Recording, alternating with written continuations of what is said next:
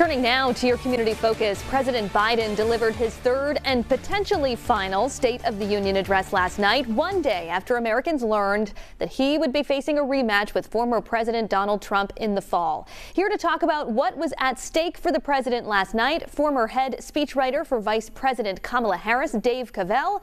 Dave, thanks for being here. Hi, Kim. Thank you so much for having me on. So you intimately know what goes into preparing for a major address like this one. Walk us through the process it takes for the president and his team to get ready for the State of the Union. Well, I think the first thing I can do, Kim, is let you in on a secret, which is that speechwriters, we don't really love the State of the Union.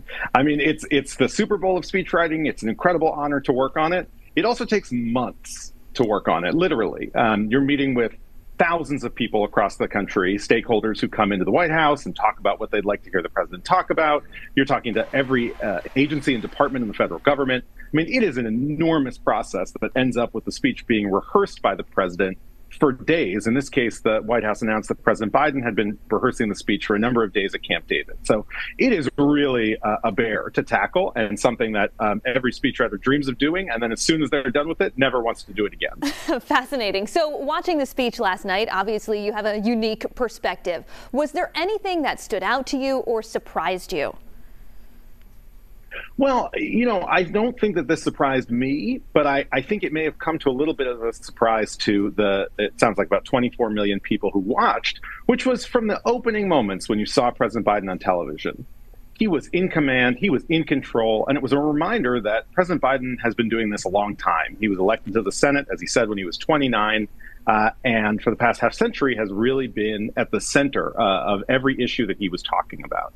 And so I think what you saw last night was reflective of that. It was a president who knew exactly what notes he needed to hit and hit every one of them. I mean, you saw that at the beginning of the speech when every single core economic issue that the administration's worked on and will be important this year, those came up early and often in the remarks. And, I think that really showed the president knew exactly what he needed to do. Yeah, I think you sort of answered this in your last answer there. But of course, a speech is words on paper until it's delivered, right? And delivery is a big part of bringing those words to life.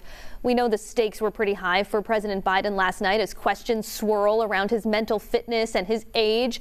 So it sounds like you think he did a good job delivering his speech last night. Well, I don't think good job. I think great job. I think, ultimately the way that I would describe it is two words: home run.